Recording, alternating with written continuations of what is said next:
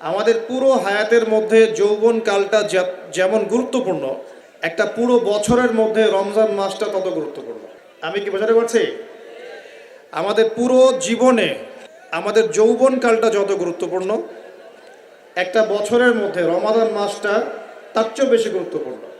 আমাদের হায়াত আগেকার উম্মতের হায়াতের চেয়ে অনেক কম। আগেকার উম্মত কেউ কেউ 1000 বছর, 2000 বছর, 500 বছর, 700 বছর, 800 বছর এমন বেঁচে থাকত।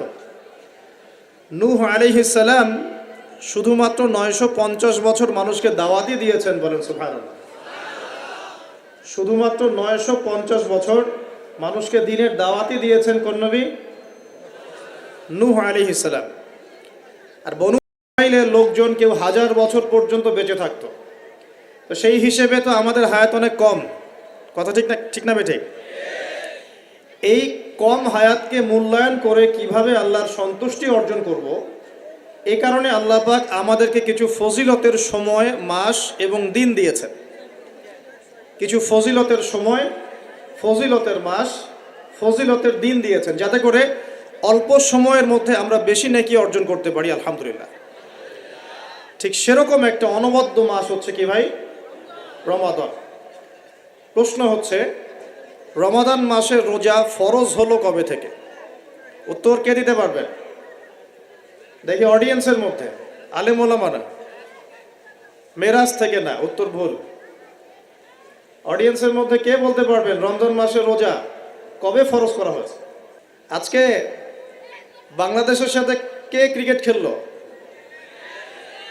তোমাদের দ্বারাই হবে। তোমাদের দ্বারাই দেশ এবং জাতির ভবিষ্যৎ নির্মিত হবে ইনশাআল্লাহ, তাই না ভাই? আল্লাহ মাফ করুক। এই হচ্ছে বাস্তবতা, এগুলোই বাস্তবতা। মাঝে মাঝে আমি একটু ফুটিয়ে তোলার চেষ্টা করি আর কি, এভাবে। আপনারাই বুঝতে পারছেন আমাদের ইয়াং জেনারেশন দুনিয়াবি জ্ঞানে অনেক জ্ঞানী, মাশাআল্লাহ। দুনিয়ার এমন কোনো বিষয় নাই তাদের নলেজের মধ্যে নাই।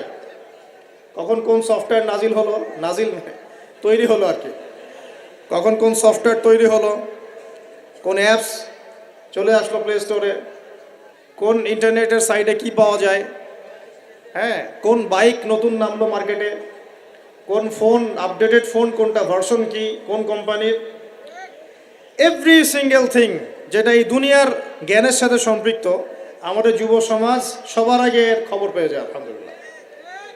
কিন্তু দিনের জ্ঞানে আমাদের যুবকদের একটা বড় অংশই মিসকিন থেকে যায়। তবে আমরাও চ্যালেঞ্জ গ্রহণ করেছি ইনশাআল্লাহ, বাংলাদেশে কোনো জাহেল যুবক থাকবে না ইনশাআল্লাহ। বাংলার মাটির সমস্ত যুবকদেরকে আমরা দিন শেখাবো ইনশাআল্লাহ। কথিত দিন শেখাবো না ইনশাআল্লাহ, প্রকৃত দিন শেখাবো ইনশাআল্লাহ। কথিত দিন আর প্রকৃত দিন কি? কথিত ইসলাম হচ্ছে সেই ইসলাম যে ইসলাম পালন করলে কোনোদিনও আপনাকে একটা গালিও খেতে হবে না, এটা হলো কথিত ইসলাম। সুরসুরি মার্কা, গোলালু মার্কা, সব তরকারিতেই চলে, এরকম ইসলাম না নবী সাল্লাল্লাহু আলাইহি ওয়াসাল্লাম পালন করেছেন আর না সাহাবীরা পালন করেছেন।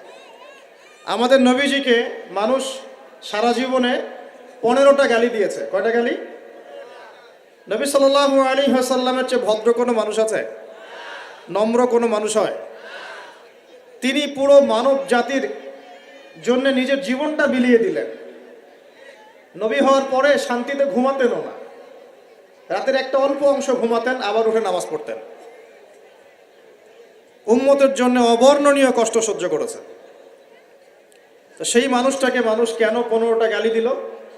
কারণ তিনি এমন একটা ইসলাম, প্রচলিত জাহিলিয়াতের বিরুদ্ধে এমন এক ইসলামের কথা বলেছিলেন, যে ইসলামে শুধু সৎ কাজে আদেশ ছিল না, অসৎ কাজে নিষেধও ছিল। কথা কি বুঝতে পারছেন? যে ইসলাম শুধুমাত্র সৎ কাজে আদেশ করতো না, অসৎ কাজে নিষেধও করত। তো এখন দেখা যায় আমরা মাশাআল্লাহ নামাজ, রোজা, হজ, যাকাত করি, তাসবিহ তাহলিল করি, দাড়ি টুপি রেখে ঘুরে বেড়াই, মনে করি যে আমরা প্রকৃত ইসলাম ফলো করছি। কোনো কোনো ক্ষেত্রে এই বিষয়টা সঠিক নয়। আপনি নামাজের দাওয়াত দিলে কেউ আপনাকে কিছু বলবে না, রোজা, হজ, যাকাত, জিকির, আজকার, তাসবিহ তাহলিলের দাওয়াত দিলে কেউ কিছু বলবে না। তো যখনই আপনি বলতে যাবেন যে সারা বিশ্বে নির্যাতিত মুসলিমদের পক্ষে থাকতে হবে, তখনই সমস্যা। যখনই বলবেন সারা বিশ্ব জুড়ে হারাম সুদভিত্তিক যে অর্থনৈতিক সিস্টেম চলছে, ইসলাম এটা সমর্থন করে না, তখনই সমস্যা।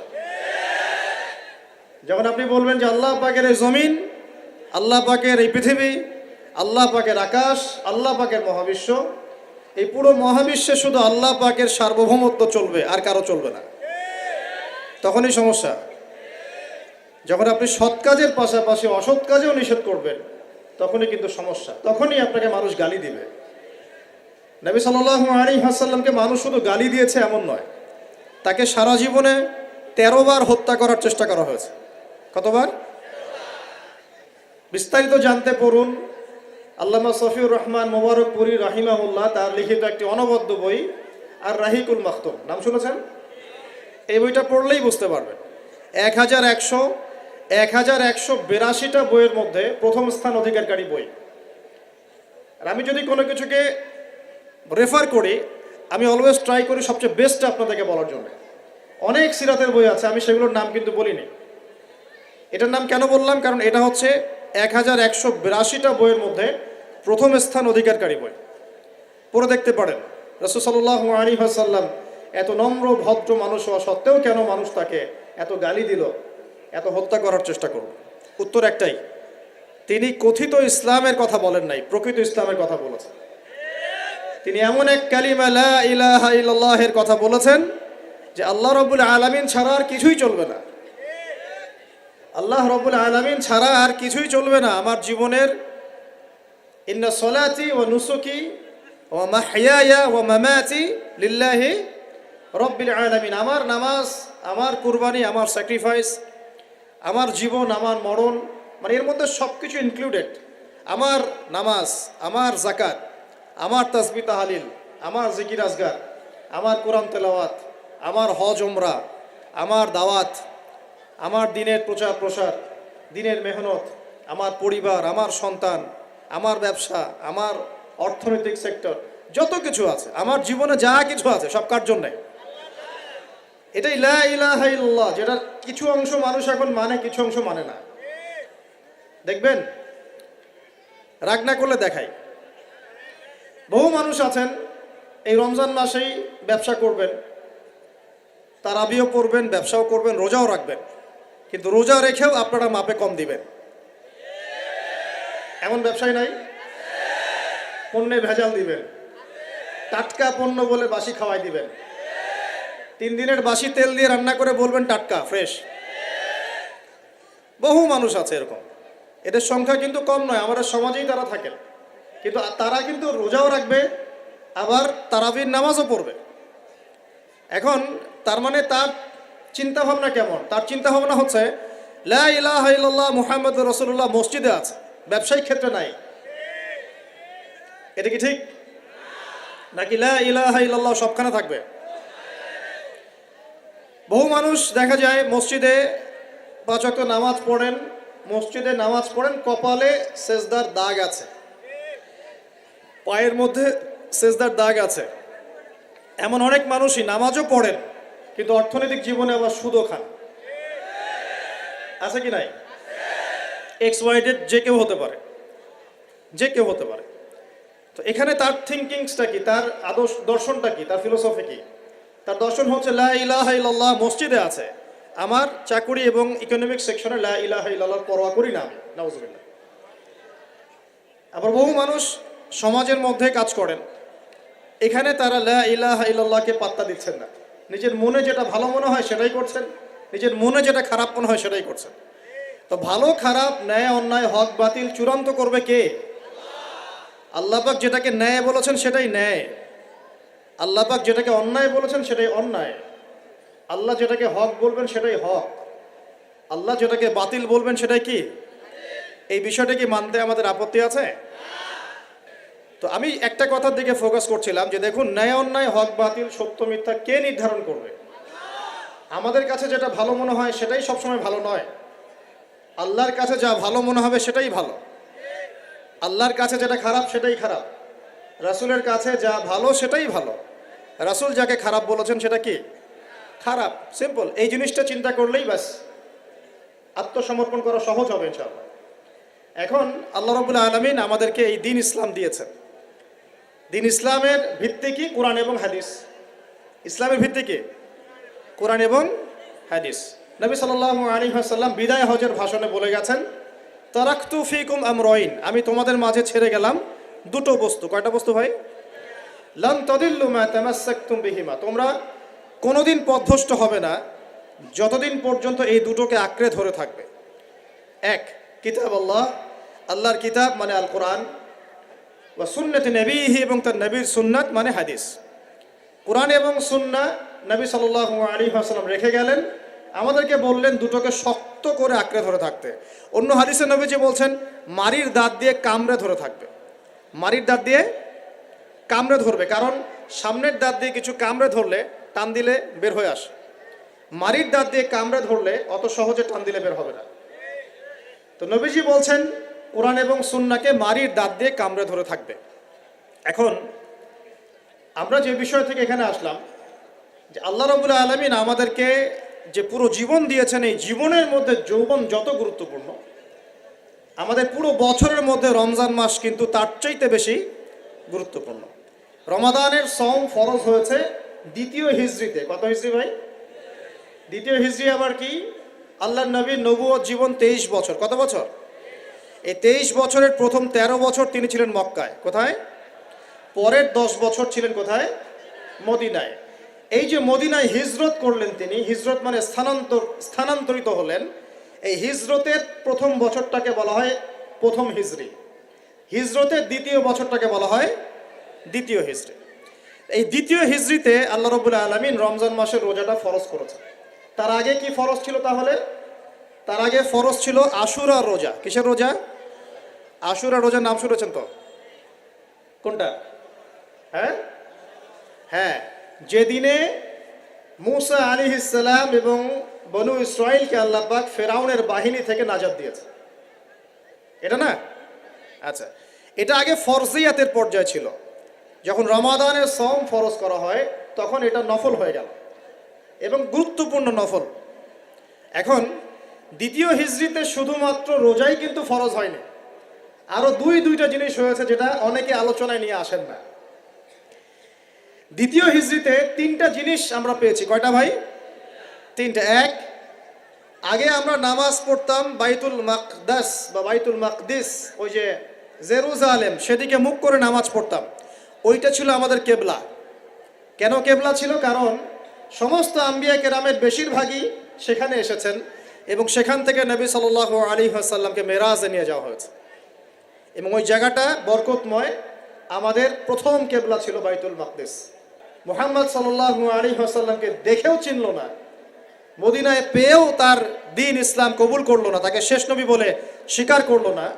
তখন আল্লাহ রাব্বুল আলামিন নবী সাল্লাল্লাহু আলাইহি ওয়াসাল্লামকে বললেন, তোমার চেহারা এখন ঘুরিয়ে নাও কাবার দিকে। বলেন সুবহানাল্লাহ। এই যে রমজান মাসে আমরা নতুন একটা দিক পেলাম, নতুন এক কেবলা পেলাম, নতুন একটা জাতি গঠন করলাম। আল্লাহু আকবার। রমজান মাস শুধু রোজা দেয় নাই, একটা জাতির ঐক্য দিয়েছে। বলেন সুবহানাল্লাহ। এই কথাটা অনেকে বলে না। রমজানে রোজা ফরজ হয়েছে, পাশাপাশি একটা নতুন জাতির উত্থান ঘটেছে। তার নাম কোন জাতি? মুসলিম জাতি। যে জাতি সমস্ত নবীদেরকে আল্লাহর নবী বলে স্বীকার করে। ইব্রাহিম আলাইহিস সালাম আল্লাহর নবী, আমরা তাও স্বীকার করি। দাউদ, সুলাইমান, মুসা, ঈসা সবাই আল্লাহর নবী, আমরা স্বীকার করি। তাওরাত, জাবুর, ইনজিল সমস্ত কিতাব আল্লাহ নাজিল করেছেন, আমরা স্বীকার করি।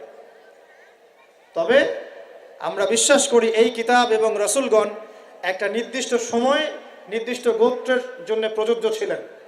যখন মানুষ সেই আসমানি কিতাব বিকৃত করা শুরু করেছিল, আল্লাহ পাক নতুন কিতাব নাজিল করেছেন। এরই ধারাবাহিকতায় আল্লাহ পাক সর্বশেষ নবী মুহাম্মদুর রাসূলুল্লাহ সাল্লাল্লাহু আলাইহি ওয়াসাল্লামকে শেষ নবী করেছেন, যার পরে আর কোনো নবী নাই, এবং তার কাছে নাজিল করেছেন আল কোরআন। এই কোরআনের পরেও কোনো কিতাব নাই। এই যে একটা ইস্যু চলে মাঝে মাঝে, কিছু মানুষ আল্লাহর নবীর পরে নবুয়ত দাবি করে না? করে কি না? আপনারা মনে করেন যে এটা হচ্ছে একটা ধর্মতাত্ত্বিক ইস্যু। অনেকেই এটা মনে করে, বেশিরভাগ মানুষই মনে করে এটা একটা রিলিজিয়াস ইস্যু, তাই না? ধর্মতাত্ত্বিক ইস্যু। আসলে এটা একটা জিও পলিটিক্যাল ইস্যু, এটা একটা ভূ রাজনৈতিক ইস্যু, এটা শুধু ধর্মতাত্ত্বিক ইস্যু নয়। এই যে কয়দিন আগে মারামারি হলো না, আমরা তো অনেক খতমে নবুয়ত নিয়ে অনেক কথা বলছি না, আমরা তো বিশ্বাস করি মুহাম্মদ সাল্লাল্লাহু আলাইহি ওয়াসাল্লাম সর্বশেষ নবী, তারপরে কোনো নবী নেই, কিন্তু ভণ্ড নবী আসবে 30 জন। কতজন? বাংলাদেশে এই পাঞ্জাবকে কেন্দ্র করে এই যে ইংরেজ আমলে যে ঘটনাগুলো ঘটেছে, পাঞ্জাবি একজন মায়ের সন্তান বলেছে আমি মাহদি, আমি ঈসা, পরে বলেছে সেই নাকি নবী, নাউজুবিল্লাহ। তো এই ঘটনাটাকে আপনারা মনে করেন, বেশিরভাগ মানুষ মনে করেন যে এটা হচ্ছে একটা ধর্মতাত্ত্বিক ইস্যু। আসলে এই বিষয়টা হচ্ছে একটা জিও পলিটিক্যাল ইস্যু, ভূ রাজনৈতিক ইস্যু। এটার মধ্য দিয়ে একটা পলিটিক্স চলছে, সূক্ষ্ম পলিটিক্স। কেন একটা মানুষ এই দাবি করার সাহস পাবে একটা মুসলিম উম্মার মধ্যে, একটা মুসলিম সমাজের মধ্যে এরকম দাবি করার সাহস পাবে কিভাবে? একটা এলাকায় মনে করেন সবাই খাস পর্দা করে, ওখানে একটা মেয়ে কি একদম বিকিনি পরে বের হওয়ার সাহস পাবে? যখন সাহস পাবে তখন বুঝতে হবে ওর পিছনে অনেক শক্তিধর কোনো শক্তির হাত আছে, আদারওয়াইজ সে তো সাহস পেত না। বুঝতে পারছেন না কথা? এখানে মনে করি কেউই মাদক সেবন করে না, সবাই মাশাআল্লাহ মুত্তাকি মানুষ। এবং ওপেনে একজন মানুষ মদের বোতল খুলে মদ খাওয়া শুরু করল, এই সাহসটা যে পেল, নিশ্চয়ই এর পিছনে কোনো শক্তি আছে, হয় শয়তানি আছে, অথবা না হয় তার কোনো ইকোনমিক পাওয়ার আছে, না হলে কোনো জিও পলিটিক্যাল শক্তি আছে। এই ইস্যুটা শুধুমাত্র ধর্মতাত্ত্বিক ইস্যু নয়, এর পিছনে একটা পুরো ভূ রাজনৈতিক ইস্যু আছে। এটা বুঝবে কারা? যারা খিদির, যারা শেষ জামানার খিদির, যারা শুধু বাইরের চোখ দিয়ে দেখে না, যারা ভিতরের চোখ দিয়ে দেখতে পারে। আমার কথা কঠিন মনে হচ্ছে কি? যারা শুধু বাইরের চোখ দিয়ে দেখে না, ভিতরের চোখ দিয়েও দেখতে পারে, এরা বুঝতে পারবে ইনশাআল্লাহ। অনেক সময় অমুসলিম ভাইয়েরাও ভিতরের চোখ দিয়ে দেখা শুরু করেছে এখন। হ্যাঁ, কোনো কোনো ক্ষেত্রে মুসলিমরাই ভিতরের চোখ দিয়ে দেখতে পাচ্ছে না, অমুসলিমরা দেখতে পাচ্ছে। কারণ আমাদের ভেতরটা তো এখন মানে করাপ্টেড হয়ে গেছে। অহংকার, রিয়া, গীবত, তমত, হিংসা, বিদ্বেষ, আমাদের কলব তো মরে শেষ। কলব মরে গেলে ভিতরের চোখ দিয়ে আমরা দেখবো কিভাবে? আল্লাহ রাব্বুল আলামিন আমাদের সবাইকে ভিতরের চোখ জিন্দা করার তৌফিক দান করুন। প্রিয় ভাইরা, রমজান মাসে শুধু রোজা ফরজ হয়নি, সর্বপ্রথম যেটা হয়েছে কেবলা পরিবর্তন করে দেয়া হয়েছে। কেবলা পরিবর্তন মানে কি? কেবলা পরিবর্তন মানে হচ্ছে একটা নতুন জাতিগত উত্থান, বলি আল্লাহু আকবার। এরপরে আমরা আর পিছনে ফিরে তাকাই নাই। ইহুদিরা মুহাম্মদ সাল্লাল্লাহু আলাইহি ওয়াসাল্লামকে স্বীকার করলো কিনা ভ্রুক্ষেপও করতে যায় নাই। আমরা আমাদের গতিতে এগিয়ে গেছি।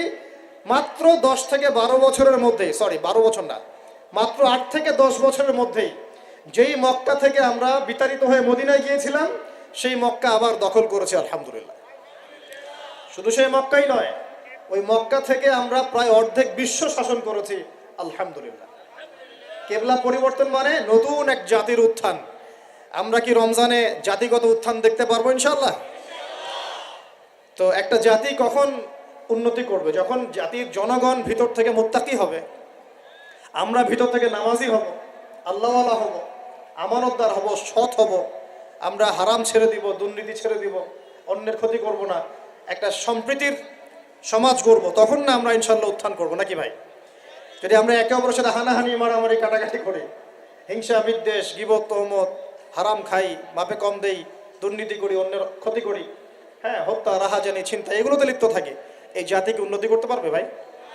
সবচেয়ে বড় কথা, যদি আমরা জ্ঞান অর্জন না করি, আমরা কি উন্নতি করতে পারবো? শুধু কি অর্থ দিয়ে উন্নতি করা যায়? উন্নতির মানদণ্ড কি বলেন তো? জ্ঞান। জ্ঞান উন্নতির মানদণ্ড কি? জ্ঞান। জ্ঞান ছাড়া উন্নতি নাই। শুধু টাকা দিয়ে উন্নতি করা যায়? যায় না। আল্লাহ রাব্বুল আলামিন আমাদের সবাইকে দ্বীনের জ্ঞান অর্জন করার তৌফিক দান করুন। রমজানের প্রথম কি পেয়েছেন? কেবলা পরিবর্তন। এবার রমজানের সওমকে ফরজ করা হয়েছে, পুরো মাস সওম রাখবেন। আল্লাহু আকবার, পুরো মাস। এবং এই মাসে আল্লাহ রাব্বুল আলামিন আরেকটা জিনিস মুসলিমদেরকে দিয়েছিলেন, সেটা হলো, খুব খেয়াল করে দেখবেন, এই যে কোরআন খুলবেন, দেখবেন পরপর 3 পৃষ্ঠায় 3টা আয়াত আছে, ব্যাক টু ব্যাক 3 পৃষ্ঠায় 3টা আয়াত। একটা কুতিবা আলাইকুমুল কিসাস, তোমাদের উপর কিসাসকে ফরজ করা হলো। কিসাস কি? ওই যে কেউ হত্যা করলে ইসলামিক কোর্ট তাকে হত্যা করবে। কেউ কেউ কারো চোখ তুলে ফেলেছে, ইসলামিক কোর্ট তারও চোখ তুলে ফেলবে। কেউ কারো হাত কেটেছে, ইসলামিক কোর্ট তারও হাত কেটে ফেলবে। মানে চোখের বদলে চোখ, হাতের বদলে হাত, জানের বদলে জান, এটা কিসাস। দেখবেন কোরআনে সূরা বাকারায় পরপর 3 পৃষ্ঠায় 3টা কুতিবা আলাইকুম আছে। 3 পৃষ্ঠায় 3টা কুতিবা আলাইকুম, মানে ফরজ করা হলো। এক কুতিবা আলাইকুমুল কিসাস, তোমাদের উপর কিসাসকে ফরজ করা হলো। আর আল্লাহ পাক বলছেন তোমরা যদি এই কিসাসটা করতে থাকো, এর মধ্যে জীবন নিহিত আছে, তোমরা বুঝতে পারছো না। কারণ একজন খুনি মানুষকে আপনি যদি এক্সেস দেন সমাজে চলার, ও আরো 10টা খুন করবে, করবে কিনা? যখন ওকে বিচারের আওতায় নিয়ে আসবেন, দেখবেন সব ঠান্ডা হয়ে গেছে। অতএব কিসাসের মধ্যে কি আছে? জীবন আছে, জীবন আছে এর মধ্যে। তার পরের পৃষ্ঠায় গিয়ে দেখবেন কুতিবা আলাইকুমুস সিয়াম, তোমাদের উপর রমজান মাসে রোজাকে ফরজ করা হলো। কামা কুতিবা আলাল্লাযীনা মিন ক্বাবলিকুম, যেমন করে তোমাদের পূর্ববর্তীদের উপরেও রোজাকে ফরজ করা হয়েছিল, লাআল্লাকুম তাত্তাকুন, যাতে তোমরা মুত্তাকি হতে পারো। রমজানের সওমের উদ্দেশ্য কি তাহলে? মুত্তাকি হওয়া, আল্লাহ ভীরুতা অর্জন করতে পারো, এটা উদ্দেশ্য। ঠিক তার পরের পৃষ্ঠায় গিয়ে দেখবেন কুতিবা আলাইকুমুল কিতাল আছে, তোমাদের উপরে যুদ্ধকে ফরজ করা হয়েছে, এটাও আছে দেখবেন। ঠিক এই কারণেই রমজান মাসে বদরের যুদ্ধ সংগঠিত হয়েছে, বলেন আল্লাহু আকবার। এই যে দ্বিতীয় হিজরি কথা বলছি, এই দ্বিতীয় হিজরিতেই কেবলা চেঞ্জ করা হয়েছে, দ্বিতীয় হিজরিতেই রমজানের সওম ফরজ করা হয়েছে, দ্বিতীয় হিজরিতেই বদরের যুদ্ধ হয়েছে। সুবহানাল্লাহ। তিনটার মধ্যে মিল পাচ্ছেন? এই তিনটাই কোরআনের পরপর 3 পৃষ্ঠা আছে। কুতিবা আলাইকুমুল কিসাস, কুতিবা আলাইকুমুস সিয়াম, কুতিবা আলাইকুমুল কিতাল। এটার মধ্যে একটা মিল আছে না? তার মানে রমজান মাস আমাদেরকে শেখাবে একটা জাতিগত ঐক্য। রমজান মাস শেখাবে কোরআনকে সময় দেয়া, কোরআনের হক আদায় করা। রমজান মাস শেখাবে আমাদেরকে অন্যায়ের বিরুদ্ধে প্রতিবাদ করা। কারণ এখানে আবু জেহেলরা অন্যায় করেছিল না, নাকি মুসলিমরা অন্যায় করেছে? আবু জেহেলের বাহিনী ছিল বদর যুদ্ধে এই প্রান্তে, আর মুসলিম বাহিনী এই প্রান্তে। এই দুই প্রান্তের বাহিনীর মধ্যে কারা অন্যায় করেছিল, কারা জালেম? আবু জেহেলদের বাহিনী জালেম নয়? তো রমজান মাস কি চেতনা নিয়ে আসলো?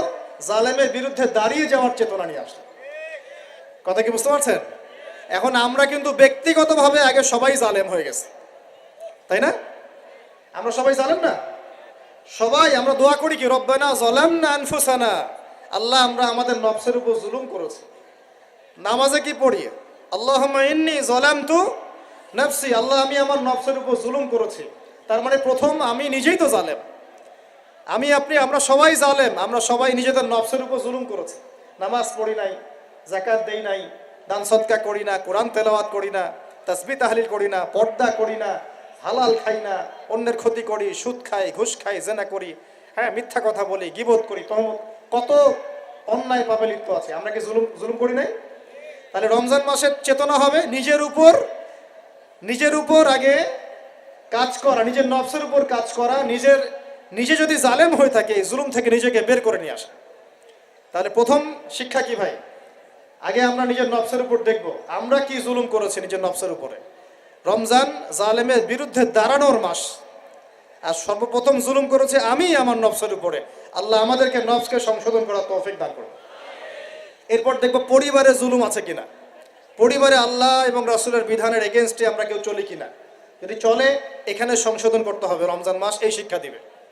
এরপর দেখবো আমার সেক্টর, আমি যেখানে কাজ করি, আমার সমাজ, আমার সংগঠন, আমার অমুক, আমার তমুক, এখানে জুলুম আছে কিনা। এখানে জুলুম থাকে রমজান মাসে, এই জুলুমের এগেনস্টে আমাকে দাঁড়াতে হবে। এভাবে আস্তে আস্তে যত বড় পর্যায়ে যাবেন রমজান তত বড় শিক্ষা দিবে ইনশাআল্লাহ। তো রমজান কয়টা জিনিস দিয়েছে ভাই? প্রথমে 3টা। 1 কেবলা পরিবর্তন, একটা জাতিগত উত্থান। 2 কোরআন নাজিল হয়েছে এই মাসে। 3 এই মাসে আবার বদর যুদ্ধ হয়েছে। 3টা জিনিস। আর আজকে আমরা আলোচনা করব একটা জিনিস নিয়ে সংক্ষিপ্ত সময়ের মধ্যে, সেটা হলো কোরআন এবং রমাদান। একটু মনোযোগ দেন, খুব লম্বা আলোচনা করে আপনাদেরকে বিরক্ত করব না। যে কথাগুলো বলবো ইনশাআল্লাহ আমি কিন্তু সারগর্ভ কথা বলার চেষ্টা করছি ইনশাআল্লাহ। দেখুন, আমরা একটু এবার চলে যাবো সূরা কদরে। কোন সূরা ভাই? আল্লাহ পাক বলছেন ইন্না আনজালনাহু ফি লাইলাতিল কদর, নিঃসন্দেহে আমি কোরআনকে নাজিল করেছি কদরের রাতে। কোন রাতে? ওয়া মা আদরাকা মা লাইলাতুল কদর, হে নবী মুহাম্মদ সাল্লাল্লাহু আলাইহি ওয়াসাল্লাম আপনি কি জানেন কদরের রাত কি? লাইলাতুল কদরি খায়রুম মিন আলফি শাহর। আল্লাহ পাক বলছেন কদরের রাত হচ্ছে হাজার মাসের চাইতে উত্তম। সুবহানাল্লাহ। তানাজ্জালুল মালাইকাতু ওয়ার রূহ, এই রাতে নাজিল হয়, অবতীর্ণ হন ফেরেশতা মণ্ডলী, আসমান থেকে সমস্ত ফেরেশতারা নেমে আসেন। ওয়ার রূহ, এবং জিবরাইল আলাইহিস সালামও নেমে আসেন। তানাজ্জালুল মালাইকাতু ওয়ার রূহু ফিহা বিইذনি রাব্বিহিম মিন কুল্লি আমর, এই রাতে আল্লাহ পাক তাকদীরের ফয়সালা করেন প্রত্যেকটা বিষয়ে। সালামুন হিয়া হাত্তা মাতলাইল ফজর, এবং ফজর পর্যন্ত এই রাতে শান্তি বিরাজ করে, শান্তি শান্তি আর শান্তি। সুবহানাল্লাহ। এই রাতে যে ইবাদত করবে হাজার মাস ইবাদত করেন নাকি পাবে ইনশাআল্লাহ। কেন এই রাতটা কেন ইম্পর্টেন্ট? একটাই কারণ, এই রাতে আল্লাহ পাক কোরআন নাজিল করেছেন। কি নাজিল করেছেন? কোরআন। এখন আসেন একটু মনোযোগ ধরে রাখেন। আল্লাহ পাক কোরআন নাজিল করেছেন লাইলাতুল কদরে। আর লাইলাতুল কদর কোন মাসে? শাবানে, রজবে না রমজানে? আবার বলছি, আল্লাহ বলছেন আমি কোরআন নাজিল করেছি লাইলাতুল কদরে। তো লাইলাতুল কদর কি শাবানে, রজবে না রমজানে? তার মানে লাইলাতুল কদর রমজানে। রমজানের কোথায়? রমজানের শেষ দশকে। রমজানের শেষ দশকে 21, 23, 25, 27, 29, এই 5টা বেজোর রাতের যে কোনো একটা রাত হবে কি লাইলাতুল কদর। তার মানে আমরা বুঝতে পারলাম কোরআন নাজিল হয়েছে লাইলাতুল কদরে, লাইলাতুল কদর হচ্ছে রমজান মাসে, অর্থাৎ কোরআন নাজিল হয়েছে রমজান মাসে। ঠিক আল্লাহ পাক সূরা বাকারায় বলছেন শাহরু রমাদানাল্লাযী উনজিলা ফীহিল কোরআন। রমজান সেই মাস যেই মাসে শুধু কেবলাই পরিবর্তন হয়নি, শুধু বদরের যুদ্ধই করা হয়নি, রমজান মাসে কোরআনও নাজিল হয়েছে। আল্লাহু আকবার। এখন বুঝতে হবে, এবার এই জায়গায় আসেন, যখন কোরআন নাজিল হচ্ছে তখনকার পরিবেশটা কেমন? এই যুবক ভাইরা একটু খেয়াল করেন, আপনাদের জন্য এই লেকচারটা ইম্পর্টেন্ট, কারণ আগামীর কাজগুলো আপনাদেরকে করতে হবে। রমজান মাসে কোরআন নাজিল হয়েছে, এখন দেখবো আমরা কোরআন কোন প্রেক্ষাপটে নাজিল হয়েছে, কেন নাজিল হলো, কোরআন নাজিল হওয়ার কি প্রয়োজন ছিল বিশ্বে। কোরআন নাজিল হয়েছে এমন একটা সমাজে, যে সমাজটাকে আমরা বলি আইয়ামে জাহিলিয়া। কি বলি ভাই? কোথায় নাজিল হয়েছে? হেরা গুহায়। কার উপর নাজিল হয়েছে? মুহাম্মদ রাসূলুল্লাহ সাল্লাল্লাহু আলাইহি ওয়াসাল্লামের উপরে। কখন, কিভাবে, কোন প্রেক্ষাপটে? প্রেক্ষাপটটা এমন ছিল, ওই সমাজটা ছিল আবু জেহেলের শাসন। কার শাসন? আবু জেহেল মানে কি? আবু জেহেল কি তার নিজের নাম? তার নিজের নাম হলো আবুল হাকাম। নিজের নাম কি? আবুল হাকাম মানে কি? আবুল হাকাম মানে জ্ঞানের পিতা। সোজা বাংলা ভাষায় বললে আবুল হাকাম মানে বুদ্ধিজীবী। আবুল হাকাম মানে কি? আমাদের সমাজে বুদ্ধিজীবীর অভাব আছে। টকশো মাথায় ফেলছে, একদম টকশোর পর টকশো, টকশোর পর টকশো, খালি বক বক বক বক বক বক, কাজের কাজ কিছুই নাই। কথা যতটুকু, কাজ তার চেয়ে অল্প। এত কথা, সুবহানাল্লাহ। মানে পৃথিবীর সব জ্ঞানী মানুষ এখানেই আছে। বাপখানে এমন, পৃথিবীর যত জ্ঞানী মানুষ আল্লাহ পাক এখানেই নাজিল করছে।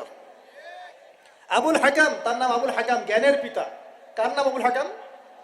তাহলে এখন বলেন, আবু জেহেলের নাম আবুল হাকাম, তো এখন আমরা ওকে আবু জেহেল বলে ডাকি কেন? বলেন দেখি, ও কোন জ্ঞান অর্জন করে নাই, কোন জ্ঞান চেনে নাই? যখন কোরআন নাজিল হচ্ছে এবং রাসূল সুন্নাহ দিয়ে দাওয়াতি কাজ করছেন, ইসলামের প্রচার করছেন, ও ইসলামের এই আলো চিনতে পারে নাই বলেই তার নাম আবু জেহেল। সে অনেক বস্তুবাদী জ্ঞানী ছিল ঠিকই, সে সমরবিদ্যা জানতো, অর্থনীতি জানতো, সে কূটনীতি জানতো, সে রাষ্ট্র পরিচালনার জ্ঞান জানতো, সে দারুন নাদওয়া পরিচালনা করত, সে ব্যবসা করতে পারতো, সে কি জানতো না? কেন তাকে আবু জেহেল বলছি? কারণ সে কোরআন সুন্নাহর জাজল্যমান সত্যটাকে ডিনাই করেছে, এই কারণে। এরকম লোক আমাদের সমাজে আছে কি না? শুধু আমাদের সমাজে না, এরকম লোক দিয়ে এখনকার বিশ্বটাই ভর্তি। এখনকার বিশ্বে আবু জেহেল দিয়ে ভর্তি সব। অর্থনীতি, জিওপলিটিক্স, ভূরাজনৈতিক প্রেক্ষাপট, philosophy, science, arts, commerce, medical science, engineering, এমন কোনো জ্ঞান নাই যে তার জানা নাই। কিন্তু কোরআন এবং সুন্নাহর জ্ঞানে মিসকিন, সত্য চিন্তা মিসকিন। ওযু করতে পারে না, গোসল করতে পারে না, নামাজের ফরজ ওয়াজিব জানে না, সুন্নত মুস্তাহাব বোঝে না, কোরআন তেলাওয়াতও করতে পারে না। একটা আয়াত তেলাওয়াত করতে দাঁত ভেঙে যাচ্ছে একেবারে। একটা আয়াত তেলাওয়াত করতে ওলামায়ে কেরামের সামনে বসলে একটা আয়াত তেলাওয়াত করতে 10টা ভুল বের করা যাবে, দিনের বেসিক জ্ঞান অর্জন করতে পারে না। আবু জেহেল কাকে বলে? এই ধরনের মানুষকে আবু জেহেল বলে। আবু জেহেল কাকে বলে? কন্টেন্ট বানা দিয়ে দিও অনলাইনে, আবু জেহেল কাকে বলে, আবু জেহেলের সংজ্ঞা কি। আর আবু জেহেলের যুগে কি ছিল ভাই? আবু জেহেলের যুগে অনেকদিন বলেছে মেজর 5টা সমস্যা ছিল। কয়টা? মেজর 5টা। মাইনর সমস্যা অনেক, মেজর 5টা। এক, আবু জেহেলের যুগের বেশিরভাগ মানুষ শিরিক করতো। কি করতো ভাই? লাত, ওজ্জা, হবল, মানাত এইসব মূর্তির পূজা করতো। এখন হয়তো মুসলিম সমাজে এটা নাই ঠিকই, কিন্তু মুসলিমরা এখন কবর মাজার পূজায় শুরু করেছে। আর করে নাই? মুসলিমরাও এখন নেক্সট শুরুতে ধোকা খাচ্ছে। শিরিক তো আমাদের সমাজে চলছে। শিরিক কি হয় কেন আমি লেকচার দিয়েছি, দেখবেন মুসলিম সমাজে কত শিরিক চলছে। রাস্তাঘাটে উঠতে বসতে পেপার পত্রিকা খুললেই শিরিক। পেপার খুলবেন রাশিফল, সিংহ রাশি, কন্যা রাশি, দিনটা কেমন যাবে বিশ্বাস করলেই মোশরেক হয়ে যাবে। রাস্তার পাশে টিয়া পাখি দিয়ে ভাগ্য পরীক্ষা করছে, হাতটা দেখে দেন তো ভাই কি আছে, বললেই শিরক হয়ে যাবে। আংটি বিক্রি করছে, আংটি পরলে রোগ ভালো হবে, হাতে দিল রোগ ভালো হবে এই উদ্দেশ্যে, মোশরেক। হাতে দিয়েছে রোগ ভালো হবে, আমার ডায়াবেটিস ভালো হয়ে যাবে, বিসমিল্লাহ, ব্যাস মোশরেক, নাউজুবিল্লাহ। এই আকীদা নিয়ে পড়লেই মোশরেক। মুসলিম সমাজে অহরহ শিরক আছে। বাসায় মা বোন যারা আছে অনেকেই দেখা যায় চুল আশ্রয়, চিরুনি পরে গেলে বলে আজকে মেহমান আসবে। কি আসবে আজকে? মেহমান আসবে আজকে, বললেই শিরক। বাসা থেকে বের হচ্ছেন, আপনার পাঞ্জাবিটা একটু আটকে গেছে, আপনার স্ত্রী বলছে একটু বসে যান, অমঙ্গল হতে পারে, বসেন, বাস মুশরিক, শিরক হয়ে গেল। মুসলিম সমাজে রন্ধ্রে রন্ধ্রে শিরক এখন। আবু জাহেলের যুগে শিরক ছিল, এগুলো বলতে থাকলে এটা নিয়ে আলোচনা করতে হবে। আলোচনার টপিক আমার আজকে অন্যরকম। আবু জাহেলের যুগে কি ছিল ভাই? শিরক ছিল, সমাজে রন্ধ্রে রন্ধ্রে শিরক ছিল। এখনকার সমাজেও শিরক আছে। তারা লা ইলাহা ইল্লাল্লাহ না পড়ে শিরক করতো, আমরা পড়েও শিরক করি। আল্লাহ পাক আমাদের সবাইকে শিরকের পাপ থেকে হেফাজত করুন বলি আমি। এই একটা পাপ যদি কেউ না করে ইনশাল্লাহ সে জান্নাতে যাবে। যতই পাপ করুক না কেন, জেনা করেছে, মদ খেয়েছে, মিথ্যা বলেছে, অনেক কিছু করেছে, শুধু শিরকের পাপ করে নাই, আল্লাহ তাকে মাফ করে দিবেন ইনশাল্লাহ। বিশ্বাস করলেন না কথাটা? নবীজি বলেছেন এই উম্মতের যে কোনো ব্যক্তি যতই পাপ করুক না কেন আল্লাহ পাক সমস্ত পাপ মাফ করতে পারেন, কিন্তু শিরকের গুনাহ আল্লাহ পাক মাফ করবেন। তওবা করে যদি মারা না যায় মাফ করবেন। একটা এক্সাম্পল দিয়ে বুঝাচ্ছি তাহলে ক্লিয়ার হয়ে যাবে। মনে করেন কেউ একজন জেনা করেছে, তওবা করার সুযোগ হয় নাই, মারা গেছে, নাউজুবিল্লাহ। এখন আল্লাহ পাক কিয়ামতের মাঠে এই জেনার পাপটা মাফ করে দিতে পারেন, যদিও সে তওবা করে নাই। যদিও সে তওবা করে নাই, আল্লাহ পাক এই পাপটাও মাফ করতে পারেন। কিন্তু একজন ব্যক্তি শিরক করেছে, তওবা করে নাই, কিন্তু এই অবস্থায় যদি কাল কিয়ামতের মাঠে আল্লাহর সাথে সাক্ষাৎ করে, আল্লাহ তার গুনাহ মাফ করবে না। এই শিরক আর অন্য পাপের এই হলো পার্থক্য। তাহলে সবচেয়ে কোন বিষয়টা থেকে আমাদের বেঁচে থাকা উচিত ভাই? শিরক কি ও কেন, একটা বই পাওয়া যায়, কিনে নেবেন। কিতাবুত তাওহীদ একটা বই আছে, পড়ে নেবেন। কোরআন সুন্নাহর আলোকে বিশুদ্ধ আকীদা, এরকম অনেক বই পাওয়া যায়। আর আকীদা সংক্রান্ত একটা অনবদ্য বই হলো আল আকীদা আত তাহাওয়িয়া। এই 4-5টা বই পড়লে আপনার শিরকের কনসেপ্ট ক্লিয়ার হয়ে যাবে ইনশাআল্লাহ। আল্লাহ পাক আমাদেরকে পড়াশোনা করার তৌফিক দান করুন। এবার আসেন, আবু জাহেলের যুগে ছিল সুদ। সুদ সুদ বোঝেন কিনা? 100 টাকা দিলাম 105 টাকা দেওয়া লাগবে। 1 লাখ টাকা দিলাম 1,01,000 টাকা দেওয়া লাগবে। 1,01,000 টাকাও যদি দেন ওই 1 টাকাই সুদ। সুদ তো আমরা বুঝি না। এখন তো পেপার মানির মধ্যেও সুদ আছে, ইলেকট্রনিক মানির মধ্যেও সুদ আছে। সামনে একটা আসবে অচিরেই ক্রিপ্টোকারেন্সি, বিটকয়েন, ওটার মধ্যেও সুদ থাকবে। আর সুদ ভিত্তিক ইকোনমিক সিস্টেম দিয়ে পুরো বিশ্বটাকে অক্টোপাসের মতো একদম পেঁচে ধরা হয়েছে আর কি। মানে এটা যদি ওয়ার্ল্ড হয়, এটাকে চেপে ধরছে এভাবে, সুদ দিয়ে এভাবে চেপে ধরছে।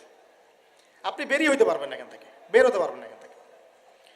যারা যে মার্শাল আর্ট প্র্যাকটিস করে ওরা জানে কিছু লক আছে, লক মানে যখন 1-on-1 ব্যাটেল হয় রিংয়ে, যারা বক্সিং খেলে, মার্শাল আর্ট জানে, রেসলিং খেলে, এরা কিছু লক করতে পারে। লক মানে কিছু মারবে না আপনাকে, জাস্ট লক করে রেখে দিয়ে নড়তে পারবেন না, বুঝছেন? তো এরকম লক করে রেখে দিয়েছে পুরো বিশ্বটাকে। এখন সুদ, বের হতে পারবেন না আপনি। বের হতে পারবেন কোথায়? যদি মনে করেন আপনি খুব এই যে গ্রামে বাস করছেন, এখানে সমাজের লেনদেন করেন না, নিজে চাষবাস করে নিজে খান, তখন আপনি হয়তো বেঁচে থাকতে পারবেন। মার্কেটে গেলেই সুদে পড়তে হবে আপনাকে। এটা কি পসিবল? একা একা থাকা সম্ভব? অতএব সমাজে থাকতেই হবে। এখন সমাধান কি? ফাত্তাকুল্লাহ মাস্তাতা'তুম, সাধ্যমতো আল্লাহকে ভয় করেন, সাধ্যমতো আল্লাহকে ভয় করেন। ইচ্ছা করে সুদের সাথে সম্পৃক্ত হবেন না। যদি অনিচ্ছাকৃতভাবে সুদের অর্থ চলে আসে, যদি জানেন এটা সুদের, ছেড়ে দেন, এটা ছেড়ে দেন। ওইটা দিয়ে পাবলিক টয়লেট নির্মাণ করে দেন। 1 নম্বর, আবু জাহেলের যুগ ছিল শিরকের যুগ। 2, আবু জাহেলের যুগ ছিল সুদের যুগ। 3, আবু জাহেলের যুগ ছিল মাদকের যুগ। কিসের যুগ? এখন নাই? কম না বেশি? সুবহানাল্লাহ। রাস্তাঘাটে দেখি ছোট ছোট ছেলে পেলে এই যে প্লাস্টিকের ভিতরে কি কি জানি খায়, ছোট ছোট ছেলে, একদম ছোট কচি কাঁচা বাচ্চা। এদের ভবিষ্যৎ নিয়ে ভাববেটাকে? আমাদেরকে ভাবা উচিত না ভাই? আমাদের যুবকদের মধ্যে বড় একটা অংশ আজকে মাদকের ভয়াল থাবায় ডুবে গেছে, যায় নাই? এদেরকে ফেরাতে হবে না? ফেরানোর জন্য আমি আমার পক্ষ থেকে একটা খালি নসিহত করবো, একটা নসিহত, অনলি একটা। সারা দুনিয়ার মাদক যদি সেবন করো, তোমার মনের কষ্ট দূর হবে না। মাদকের কাছে গিয়েছে কেন? আমি বলছি কেন গিয়েছে জানেন? এক সঙ্গদোষ, কোনো খারাপ সার্কেলে পড়েছে, বলেছে আয় একটু সিগারেটে টান দে, কি সমস্যা?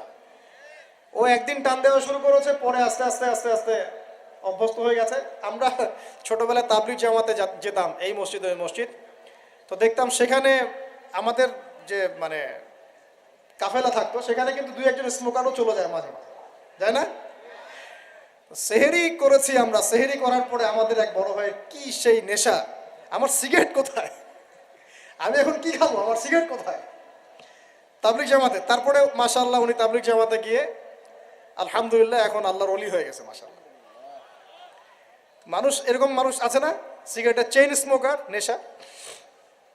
তো দেখুন, ওই স্মোক করতে গিয়ে আস্তে আস্তে বড় নেশা চলে গেছে, সঙ্গদোষ। 2 নম্বর, ওই যে একটা প্রেম করছে জীবনে, প্রেমিকা ছেড়ে চলে গেছে, ওর ধারণা যে দুনিয়ার সব আমার চলে গেছে। একটা মেয়ে, একটা মেয়ে, মেয়ের অভাব নাকি দুনিয়ায়? হ্যাঁ, মেয়ের অভাব মনে করেন? শেষ জামানায় একটা ছেলের ঘাড়ের মধ্যে 40টা মেয়ে থাকবে। আরে ভাই, 40টা বউ না, 40টা মেয়ে, মহিলা। মানে আপনার ঘাড়ে থাকবে আপনার স্ত্রী, আপনার কন্যা, আপনার মা, আপনার বোন, আপনার শাশুড়ি, আপনার খালা, সব আপনার ঘাড়ে। শেষ জামানায় মেয়েদের সংখ্যা আস্তে আস্তে বাড়তে থাকবে, ছেলেদের সংখ্যা আস্তে আস্তে কমতে থাকবে।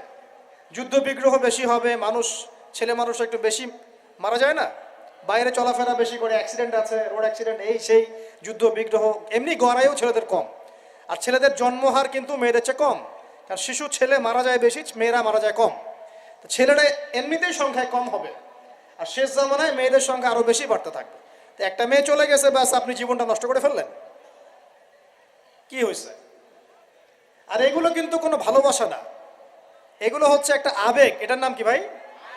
এটা জাস্ট একটা আবেগ। অনেক হুজুর দেখি এখন প্রেম বিশেষজ্ঞ হয়ে আপনাদেরকে ওয়াজ করে। হ্যাঁ, দেখা হইলে আমি বলবো তার সাথে যে এইসব প্রেমের সুরসুরি মার্কা ওয়াজ বন্ধ করতে। এগুলো দিয়ে যুবকদের উপকার হচ্ছে না। কারণ বিয়ে না করলে সংসার বুঝবেন কিভাবে? বিয়ে না করলে আপনি সংসার বুঝবেন কিভাবে? মনে করেন আমি বিয়ে শাদী করি নাই, আমি আপনাকে কি বিয়ের ওয়াজ করব? আমার তো অভিজ্ঞতাই নাই। আর মনে করেন আপনি 2টা বিয়ে করছেন, কথা কথা, এখন আপনি বলবেন বাপ রে বাপ, এই কাজ ভাই আমি করছি, আপনারা করতে যান না। কারণ আপনার অভিজ্ঞতা হয়েছে, অভিজ্ঞতা থেকে মানুষ শেখে না। তো সুরসুরি মার্কা ওয়াজ দিয়ে কি মানুষকে শেখানো যাবে? এই যে ছেলেরা মেয়েদের সাথে হারাম সম্পর্ক করে এক পর্যায়ে যে ছেঁকা খেয়ে মাদকের কাছে গেল, এখানে মূল সমস্যাটা ভালোবাসা না, এখানে মূল সমস্যাটা ছিল আপনি আপনার নফসের কাছে হেরে গেছেন, আপনি আপনার নফসের কাছে হেরে গেছেন, আপনি আপনার প্রবৃত্তির কাছে হেরে গেছেন। এটা ছিল একটা জেনা, একটা যৌনতা, এটা ভালোবাসা ছিল না। এটাকে আমরা বলবো আপনি হরমোনিয়াস হয়েছেন। হরমোন আপনার শরীর থেকে যে থ্রো করে, এই হরমোনের ফলে আপনি একটা হরমোনিয়াস হয়েছেন, দ্যাটস অল। আর যে মেয়েটা আপনাকে উঠতি বয়সে এইসব মিথ্যা প্রতিশ্রুতি দিয়েছিল, সেও ছিল একটা প্রতারক। কি ছিল একটা? সে নিজেও জানতো না যে সে নিজে কি করছে, সে নিজেও জানতো না সে চায় কি। তখন আপনিও বুঝতেন না আপনি কি চান। এগুলো আর জীবন জগৎ বাস্তবতা রেসপন্সিবিলিটি সম্পূর্ণ আলাদা জিনিস। ভালোবাসার সংজ্ঞা কি তাহলে? ভালোবাসার সংজ্ঞা হচ্ছে, ভালোবাসার ডেফিনেশনটা হচ্ছে যে আপনি যাকে পছন্দ করেন, যাকে আপনি ভালোবাসেন, তাকে আপনি কতটুকু বোঝেন, এটা হলো ভালোবাসার ডেফিনেশন। আপনি তাকে বোঝেন কিনা, আপনি তার স্বপ্নের পাশে অংশীদার হতে পারছেন কিনা, তার যে লাইফের অ্যাম্বিশন এখানে আপনি তার পাশে সাথ দিতে পারছেন কিনা, তার হাত ধরে থাকতে পারছেন কিনা, সে হোঁচট খেলে আপনি তার পাশে থাকতে পারছেন কিনা, হ্যাঁ, সে খারাপ সময় পার করলে আপনি তাকে সাপোর্ট দিতে পারছেন কিনা, আপনি তাকে কনফিডেন্স দিচ্ছেন কিনা, এগুলো ভালোবাসা। আমরা আমাদের সন্তানদেরকে ভালোবাসি না? সন্তান পড়ে গেলে আমরা হাত ধরে তুলি, ওঠো কিছু হয়নি আবার যাও, এটার নাম ভালোবাসা। আর এই যে নোংরা জেনা, হারাম অ্যাফেয়ার্স, এটার মূল জিনিসটা যৌনতা। এটা কি জিনিস ভাই? যৌনতা। যারা বলে না এখানে একটা ডিভাইন লাভ আছে, ঐশ্বরিক লাভ, আমি বলি একটা প্রতারণায়, ঐশ্বরিক লাভ না, এটা হচ্ছে শয়তানি লাভ। কারণ কি দেখেন, মনে করেন আপনি তাকে খুব ভালোবাসেন, সে আপনাকে অনেক ভালোবাসে, তাহলে এখন তার সাথে দেখা করেন না, দেখাটা বন্ধ করে দেন, হাত ধরেন না, জড়াই ধরেন না, শারীরিক সম্পর্ক করেন না, আপনি এখানে তার সাথে পর্দা মেনটেন করেন, দেখেন পারেন কিনা। সে বলবে না আমি রাজি না। মেয়েও রাজি হবে না, ছেলেও রাজি হবে না। মেয়েও একটু সুরসুরি পছন্দ করে, ছেলেও পছন্দ করে। আর এদিকে তো বিয়ে কঠিন করে ফেলা হয়েছে। তো সব মিলায় এরা নিজের চরিত্রকে হেফাজত করতে ব্যর্থ হচ্ছে। সলিউশন কি? সলিউশন হচ্ছে ভালো কাজে ব্যস্ত থাকা, নামাজ ঠিকঠাক মতো পড়া, কোরআনকে সময় দেয়া, রিজিকের সোর্স তৈরি করে আল্লাহর কাছে একজন নেককার মেয়ে চেয়ে নেয়া, এবং দিনদারিতে দেখে একটা মেয়েকে বিয়ে করে ফেলা। বিয়ে করবেন জাস্ট যখন আপনি কবুল বলবেন আল্লাহ পাকের কালিমাকে সাক্ষী রেখে, আপনি ফিল করবেন যে তখনই আল্লাহর পক্ষ থেকে এই অপরিচিত একটা মানুষের প্রতি আপনার একটা মহব্বত তৈরি হয়ে যাবে। এটাই ভালোবাসা, এটাই ভালোবাসা। আর এটা আল্লাহ রাব্বুল আলামিন সূরা রুমের মধ্যে বলেছেন। সূরা রুমে আল্লাহ বলেছেন ওয়াজআলা বাইনাহুম মাওয়াজ্জাতা ওয়া রাহমা, আমি আল্লাহ তাদের মাঝখানে মহব্বত এবং ভালোবাসা সৃষ্টি করে দিই। আল্লাহু আকবার। আল্লাহ সৃষ্টি করে দেন। আমাদের নানীদেরকে দেখবেন, নানা নাই, দাদা নাই, দাদি নারীদেরকে দেখবেন, বলবে না আমি আমার স্বামীর ভিটা ছেড়ে কোথাও যাব না, বলে না? তাদের বিয়ে হয়েছিল, দেখা যায় দাদার বয়স ছিল তখন 16 আর দাদির বয়স ছিল তখন 14। এখন তো করা যাবেই না, এটা করলে আপনাকে শাস্তির আওতায় নিয়ে আসবে। তবে 16 বছর বয়সে আপনি জেনা এখন করতে পারবেন, ঠিক আছে, নাউজুবিল্লাহ। নানির বয়স ছিল 10, 12, নানার বয়স ছিল 20, এইসব সময় বিয়ে হয়েছে না? 30, 40, 50 বছর সংসার করছে, কোনোদিন সংসারে ভাঙন হয় না, আছে না? আমার এটা ভালোবাসা। একজন আরেকজনের সম্মান বুঝতে শেখা, একজন আরেকজনের পাশে থাকা, একজন একজনের স্বপ্নে পাশে থাকা, হোঁচট খেয়ে পড়ে গেলেও হাত ধরে উঠানো, পিছন থেকে কনফিডেন্স দেওয়া, তাকে বোঝা, রেসপেক্ট করা, সবচেয়ে বড় কথা বিশ্বাস করা। কি করা? ভিতর থেকে বিশ্বাসটাই হচ্ছে ভালোবাসার সবচেয়ে বড় নিদর্শন। বিশ্বাস নাই, এখানে ভালোবাসার কোনো দামই নাই। তো যেটা আপনি মাদকে যেদিক দিয়ে গিয়েছেন, এটা একটা জেনার রাস্তা ছিল। কিসের রাস্তা ভাই? শয়তান আপনাকে নিয়ে গেম খেলেছে। তো এই যে হয় সঙ্গদোষ, না হলে মেয়ের কারণে, অথবা দেখা যায় এমনি স্টাইল করার কারণে, খাই সবাই আমি একটু খাই, সমস্যা কি? কেউ কেউ একটু গুন্ডা মাস্তানি করতে পছন্দ করে, হকি স্টিক নিয়ে দৌড়াদৌড়ি করবে। ওই যে বলেছি একদিন 4-5 জন 10 জন মিলে একটা ছেলেকে মেরে ফেলে দিল। মনে করলো যে খুব বীর হয়ে গেছে আর কি। 4টা 5টা 10টা ছেলে মিলে একজনকে মারার নাম বীরত্ব? সাহস থাকলে একজন একজন মারামারি করলো না কেন? একজন করতা, দেখতাম কার কত শক্তি। এখন তো মেয়েরাও মেয়েদেরকে মারা শুরু করছে, মাশাআল্লাহ। সবখানে উন্নতি, অগ্রগতি হচ্ছে। এটা নারী উন্নয়ন। এটা কি নারী উন্নয়ন না? হ্যাঁ, মাশাআল্লাহ। এখন এই জন্যই বলি যে কি বলবো, যে শিক্ষা প্রতিষ্ঠানে আল্লাহর ওয়াস্তে এইসব বন্ধ করেন। শিক্ষা প্রতিষ্ঠান যারা চালান, আল্লাহর ওয়াস্তে এখানে পরিবেশ নিশ্চিত করেন। পড়াশোনা একটা পরিবেশ দরকার হয়। শুধু টিচার ভালো হলেই, সিলেবাস ভালো হলেই পড়াশোনা হয় না। একটা পরিবেশ লাগে, সুন্দর একটা পরিবেশ লাগে, যেখানে এ ধরনের প্রবলেম ফেস করে ছাত্রদেরকে হলে থাকতে হয়। সেখানে কি পড়াশোনা হবে? আল্লাহ পাক আমাদের সবাইকে বোঝার তৌফিক দান করুন। দেখুন, আবু জাহেলের যুগে মাদক ছিল, এই যুগে আছে কি নাই? আছে না? আমি যে নসিহতটা করতে যাচ্ছিলাম সেটা শোনেন। সেটা হলো সারা দুনিয়ার সমস্ত কষ্ট, সারা দুনিয়ার যত কষ্ট, দুঃখ এবং যন্ত্রণা যা আপনি নিজের মনে করছেন যেগুলো আমার, মাদক আপনার এই কষ্ট দুঃখ যন্ত্রণা নেভাতে পারবে না। কি নেভাবে? আমি আপনাকে ভাই হিসেবে পরামর্শ দেই, জাস্ট দুটো কাজ করবেন, আপনার সমস্ত দুঃখ কষ্ট যন্ত্রণা শেষ, মুহূর্তেই শেষ। এক নাম্বার, সুন্দর করে ওযু করে মসজিদে গিয়ে আল্লাহকে সেজদা করেন, আপনার সমস্ত কষ্ট চলে যাবে, চলে যাবেই, আমি গ্যারান্টি দিচ্ছি 100% গ্যারান্টি, আপনার সমস্ত কষ্ট চলে যাবেই ইনশাআল্লাহ। আমাদের নবী যখনই কষ্ট পেতেন নামাজে দাঁড়িয়ে যেতেন।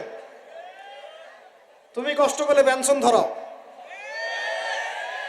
যখনই নবী কষ্ট পেতেন, তার কষ্ট মনে হতো, খারাপ লাগতো, কোনো কিছু উদ্বিগ্ন চিন্তিত হতেন, তিনি ওযু করে নামাজে দাঁড়াতেন আল্লাহু আকবার বলে।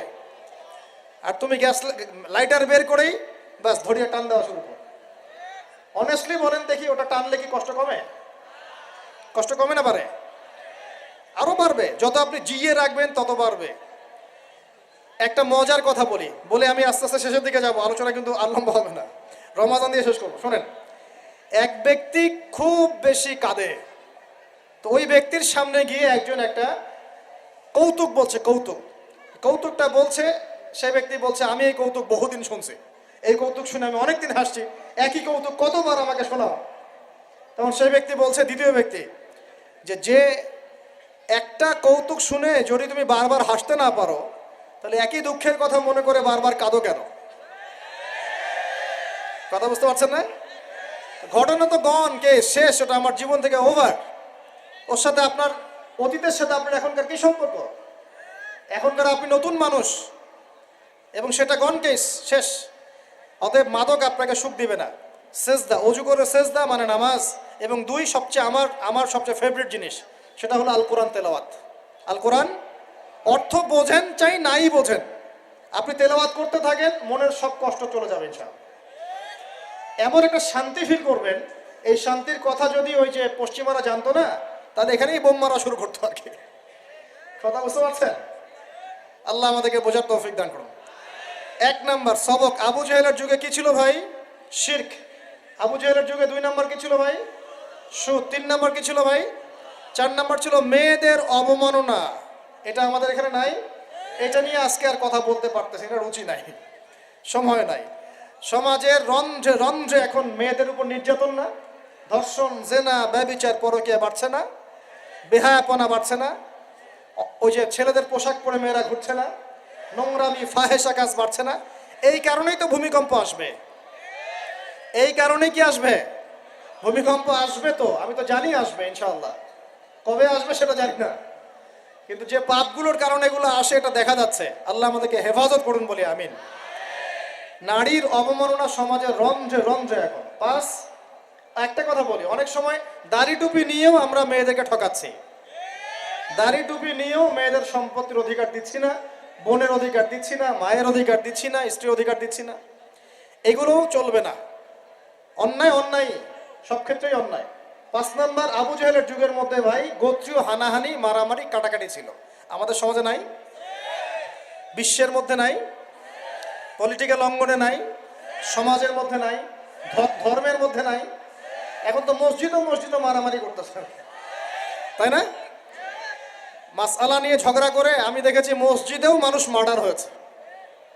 মসজিদে আমরা ছোট ছিলাম একসময় দেখেছি কোন একটা মাসলা নিয়ে ঝগড়া হয়েছে, 2 দল হকি স্টিক নিয়ে আসছে মারামারি করার জন্য। জিহাদ, কেটা কি? আস্তাগফিরুল্লাহ। তো মসজিদেও, ধর্মতাত্ত্বিক ক্ষেত্রেও, অর্থনীতিতে, রাজনীতিতে, সমাজে, সব জায়গায় এখন গোত্রীয় হানাহানিটা আছে কি নাই? এখন বলেন আবু জেহেলের যুগের এই জাহেলিয়াতগুলো বর্তমান বিশ্বের মধ্যে আছে কি নাই? এই রকম জাহেলি পরিবেশেই কোরআন নাজিল হয়েছে বলি আল্লাহু আকবার। তাহলে কেন এরকম পরিবেশে কোরআন নাজিল হলো? যাতে এই পরিবেশটা পরিবর্তন করা যায়, যাতে এই আবু জেহেলের এই জাহেলি পরিবেশটাকে দূর করে একটা আলোকিত সমাজ প্রতিষ্ঠা করা যায়। এজন্য কোরআন নাজিল হয়েছে বলি আল্লাহু আকবার। কোরআন শুধু তাবিজ করার জন্য নাজিল হয় নাই, পানি পড়া খাওয়ার জন্য নাজিল হয় নাই, ওই 40 আর মিলাদ পড়ার জন্য নাজিল হয় নাই। ঘরের মধ্যে রেখে দিয়েছেন উপরে, মাসে বছরে একবারও খুলে বের করে দেখেন না, এই কারণে কোরআন নাজিল হয় নাই। আবু জেহেলের যুগ পরিবর্তন করার জন্য মুহাম্মদ সাল্লাল্লাহু আলাইহি ওয়াসাল্লাম চিন্তা করতেন কেমনে পরিবর্তন করব। হেরা গুহায় বসে তিনি চুপচাপ ভাবতেন। এই যে বলি আমরা হেরা গুহায় বসে তিনি ধ্যান করতেন, আসলে তিনি ধ্যান করতেন না। এখানে ধ্যান শব্দ না, শব্দ হচ্ছে মোরাকাবা। শব্দ কি? মোরাকাবা, আত্মপর্যালোচনা। মানে আমি কিভাবে এই জাহেলি মানুষগুলোকে চেঞ্জ করব। এই চিন্তা চিন্তা চিন্তা এক পর্যায়ে আল্লাহ পাক কোরআন নাজিল করলেন। আল্লাহু আকবার। তার মানে কোরআন কেন নাজিল হলো? আবু জেহেলের যুগটাকে চেঞ্জ করার জন্য। এখন 23 বছর সময়ের পরে দেখেন তো, একটু এদিকে মনোযোগ দেন। 23 বছর পরের দিকে তাকান। 23 বছর পরে আবু জেহেলের যুগের মধ্যে কোনো শিরক আছে? কোনো সুদ আছে? মাদক আছে? মেয়েদের কোনো সম্মানহানি আছে? গোত্রীয় হানাহানি আছে? আবু জেহেল নিজেও আছে নাকি? ও তো নিজেও নাই। তার মানে পুরো সমাজটা পরিবর্তন হয় নাই। এইটার কারণেই কোরআন নাজিল হয়েছে, এই উদ্দেশ্যেই কোরআন নাজিল হয়েছে। কোন মাসে ভাই? রমজান। তাহলে এই রমজানের শিক্ষা কি? কোরআন পড়বো, কোরআন বুঝবো, কোরআন দিয়ে জীবন গড়বো, কোরআন দিয়ে সমাজ পরিবর্তন করবো ইনশাআল্লাহ। আলোচনার দরকার আছে আর? এই হলো মূল কথা। এখন কিভাবে করব এটা আমি একটা পদ্ধতি বলে দিই, এটা বলে শেষ করছি। কিভাবে করব? এক নাম্বার ভাই, প্রত্যেক মুসলমানকে কোরআন তেলাওয়াত করা শিখতে হবে। রাজি আছেন ইনশাআল্লাহ? আমার আলোচনা শুনছেন এমন একজন ব্যক্তি বাকি থাকবেন না বাংলাদেশের মাটিতে ইনশাআল্লাহ যিনি কোরআন তেলাওয়াত করতে পারেন না। একজন ব্যক্তিও বাকি থাকবেন না যিনি কোরআন তেলাওয়াত করতে জানেন না। আল্লাহ পাক আমাদের সমস্ত দিনী ভাই বোনদেরকে, আমাদের রাজনীতিবিদ, আমাদের প্রশাসনের কর্মকর্তা, আমাদের সমাজের নেতা, অর্থনৈতিক নেতা, আমাদের যুবক যুবতী, কিশোর কিশোরী, তরুণ তরুণী, সবাইকে আল্লাহ পাক কোরআন তেলাওয়াত করার তৌফিক দান করুন। সবাই আমাদের ভাই না? এই পুরো দেশ আমাদের না? জাতি আমাদের না? আমরা কি কেউ কারো শত্রু? আমরা সবার জন্য দোয়া করবো ইনশাআল্লাহ। আল্লাহ পাক সবাইকে কোরআন তেলাওয়াত করার তৌফিক দান করুন। সমাজ পরিবর্তন করতে চান, কোরআন তেলাওয়াত করতে পারেন না, এই ভণ্ডামি চলবে না। এই ভণ্ডামি চলবে না। আল্লাহর ওয়াস্তে আল্লাহকে সাক্ষী রেখে বলেন, এই রমজানে আমরা কোরআন তেলাওয়াত করা শিখবো ইনশাআল্লাহ। কারণ রমজান মাসে কোরআন নাজিল হয়েছে, এই মাসের হক আমি আদায় করবো ইনশাআল্লাহ। 2 নাম্বার, কোরআন অবশ্যই কিছু অংশ মুখস্থ করতে হবে। কিছু অংশ বলতে 1টা সূরা, 5টা সূরা, 10টা সূরা, 1 পারা, 2 পারা, 3 পারা, পারলে পুরো কোরআন। নামাজ পড়তে কয়টা সূরা লাগে? 10টা সূরা হলে নামাজ পড়া যায় না? 5টা সূরা হলে নামাজ পড়া যায় না? আমরা সারা জীবনে যে বাংলা, ইংরেজি, অঙ্ক, গণিত, সমাজ, বিজ্ঞান, ধর্ম পড়ে শেষ করলাম, হ্যাঁ? তো কোরআনের যদি একটা পারা মুখস্থ করতে না পারি, আমরা কোন মুখ আল্লাহর কাছে দেখাবো বলেন তো দেখি? আমাদের এই চেহারাটা নবীকে দেখাতে হবে না? দেখাতে হবে। কিন্তু হাউজে কাউসারে নবী দাঁড়িয়ে থাকবেন, আমরা কিন্তু সামনে যাব, এই মুখ নিয়ে যাব, ইয়া রাসূলুল্লাহ আমি কোনোদিন কোরআন পড়ি নাই, ইয়া রাসূলুল্লাহ আমার পেটে বোম মারলে সূরা ফাতিহা বলতে পারি না, এই মুখ নিয়ে যাব? আমরা এই মুখ নিয়ে যাব না ইনশাআল্লাহ। আমরা এমন মুখ নিয়ে যাব, ইয়া রাসূলুল্লাহ আমি আমার সারা জীবন খাটিয়ে দিয়েছি কোরআনের দাওয়াতে, কোরআনের প্রতিষ্ঠায়, কোরআনের সংগ্রামে, কোরআন সমাজে বাস্তবায়নের জন্য ইনশাআল্লাহ। এই মুখ নিয়ে যাব ইনশাআল্লাহ তাআলা। এবং কোরআন আমার কলিজার মধ্যে আছে, বইয়ের পৃষ্ঠার দরকারই নাই, কোরআন কলিজার মধ্যে থাকবে, হিফজ থাকবে ইনশাআল্লাহ। 1 পারা করে হিফজ করতে পারবো না ইনশাআল্লাহ ভাই? অল্প একটু টার্গেট দিলাম, সবাই মিনিমাম 1 পারা কোরআন তেলাওয়াত করব প্রত্যেক দিন ইনশাআল্লাহ। আর 1 পারা কোরআন হিফজ করব ইনশাআল্লাহ এই রমজানে। রাজি আছি ইনশাআল্লাহ? 1 পারা বলতে 30তম পারা, আম্মা ইয়াতাসাআলুন, এখান থেকে নিয়ে মিনাল জিন্নাতি ওয়ান নাস, 37টা সূরা। কয়টা সূরা ভাই? ডেইলি একটা করে করলেই হয়ে যাবে ইনশাআল্লাহ। পারা যাবে ইনশাআল্লাহ? আল্লাহ পাক তৌফিক এনায়েত করুন, বলি আমিন। মন থেকে দোয়া করি আল্লাহ পাক যুবক ভাইদেরকে কবুল করুন। শয়তান 3টা ধোঁকা দিবে। কয়টা? এটা দিবেই। আমি ওয়াজ করে যাই, বাসায় যান, তারপরেই শুরু হবে, শয়তান চলে আসবে, খুল যা সিমের মতো আর কি। শয়তান আসবে, এসে বলবে এক নাম্বার বলবে আমি তো অনেক জানি, কোরআন অনেক তেলাওয়াত করেছি, শিখেছি, নুরানি কোর্স করেছি, তারপর কি বৈজ্ঞানিক পদ্ধতি শিখেছি, কওমি মাদ্রাসায় পড়েছি, এই সেই, আমি কোরআনের অনেক জানি ভাই, আমার জানার দরকার নাই। শয়তান প্রথম এটা দিবে আপনাকে। মনে রাখবেন, জ্ঞানের কোনো শেষ নাই, জানার কোনো শেষ নাই। এখন আমার কাছে মনে হয় ইসলামের আমি 10% জ্ঞানও এখন অর্জন করতে পারি নাই, আল্লাহর কসম করে বলছি, এটা আমার কাছে এমনই মনে হয়। 2 নাম্বার, শয়তান এসে বুঝাবে যে তুই তো পারবি না রে বাবা, তোর দ্বারা হবে না। আমি পারবো না রে ভাই, আমার দ্বারা হবে না, এটা কঠিন, হ্যাঁ, অফ উচ্চারণ করতে আমার গলা ভেঙে যাচ্ছে, হ্যাঁ উচ্চারণ করতে আমার কষ্ট হচ্ছে, আমি পারবো না রে ভাই, আমার দ্বারা হবে না, এরকম বুঝায় না? আমার গলায় আমার আসে না, আমি পারবো না, আমার বয়স হয়ে গেছে ভাই, পারি না। এটা শয়তান বুঝায় আপনাকে। আপনি পারবেন ইনশাল্লাহ, আপনি পারবেন ইনশাল্লাহ, আপনিই পারবেন ইনশাআল্লাহ তাআলা। 3 নাম্বারটা মারাত্মক, এটা যুবকদেরকে বেশি বোঝায়। সেটা হলো, আরে এত তাড়াহুড়ার কি আছে, এখন অনেক সময় পড়ে আছে, পরে শিখে নিব। আগে কেবল বিয়েটা তো করি, বাচ্চা কাচ্চা হোক, হ্যাঁ একটা বাড়ি করি, শেষ বয়সে গিয়ে শিখবো, হজ করব, ওমরা করব, চিল্লা দিব, কোরআন তেলাওয়াত করব। শয়তান শিখায় না, এগুলো বুঝায় না? যুবক ভাই, এই ধোকায় পড়ে বহু যুবক কবরে চলে গেছে অলরেডি। এই ধোকায় পড়ে বহু মানুষ এখন কবরবাসী হয়েছে। তারা আল্লাহর কাছে প্রতি মুহূর্তে একটাই কথা বলে, রব্বানা আবসারনা ওয়া সামি'না ফারজি'না না'মাল সালিহান ইন্না মুকিনুন। হে আল্লাহ, আমরা আজকে দেখতে পারছি, পরকাল আমরা দেখেছি, পরকাল শুনেছি, বুঝেছি। আল্লাহ, তুমি আমাদেরকে একটা বার খালি দুনিয়ায় ফেরত দাও, না'মাল সালিহান, আমরা সৎ কাজ করে আবার ফিরে আসব। সব সময় বলতে আছে পরকালবাসী, এখন সব সময় বলতে আছে। আল্লাহ ফিরাই দিবে? ব্যাস এতটুকু মনে রাখেন, শয়তানে 3টা ধোকা দিবে। আল্লাহ আপনাকে বোঝার তৌফিক দান করুন। 1 নাম্বার ওয়াদা করছি ভাই, রমজানে কোরআন নাজিল হয়েছে, এই কোরআনের হক আদায় করব ইনশাআল্লাহ। কোরআন রমজান মাসে কেন নাজিল হলো? আবু জেহেলের যুগ পরিবর্তনের জন্য। আর আবু জেহেলের যুগ একদিনে পরিবর্তন হয় নাই, নবীজি 23 বছর লেগেছে। একা একা করেন নাই, সাহাবীদেরকে নিয়ে করেছেন। কথা কি বুঝতে পারছেন, ধরতে পারছেন? এরপরে কি কি কাজ করেছেন বলে এই এই এই বাস্তবতায় এসেছেন। 1 নাম্বার, তারা কোরআন পড়া শিখেছেন। আমরা সবাই কোরআন পড়া শিখবো ইনশাআল্লাহ। 2, কোরআনের একটা ন্যূনতম অংশ আমাকে হিফজ করতেই হবে, আল্লাহ তৌফিক দান করুন। 3 নাম্বারটা সবচেয়ে ইম্পর্টেন্ট, সেটা হলো কোরআনের অর্থ অবশ্যই বুঝতে হবে ইনশাআল্লাহ। এটা নিয়ে তো অনেকে তর্ক করেছে আমার সাথে গত বছর, আমি এখনো বলছি, কোরআনের অর্থ যদি না বুঝে কেউ, কোরআনের পরিপূর্ণ হক আদায় কখনোই হবে না। এটা আমার মন্তব্য। আপনার পোষালে আপনি মানেন, না পোষালে না মানেন। আপনার যদি পোষায় আমার বক্তব্য গ্রহণ করেন, না পোষায় না গ্রহণ করেন। কোরআনের হক যদি আদায় করতে হয়, কোরআনের হক আদায় করতে হয়, কোরআনের হকটা যদি আদায় করতে হয়, অর্থ অবশ্যই বুঝতে হবে। কোনো অবস্থাতেই কোরআনের অর্থ বোঝা ছাড়া আপনি কোরআন বুঝতেই পারবেন না, মানতেই পারবেন না।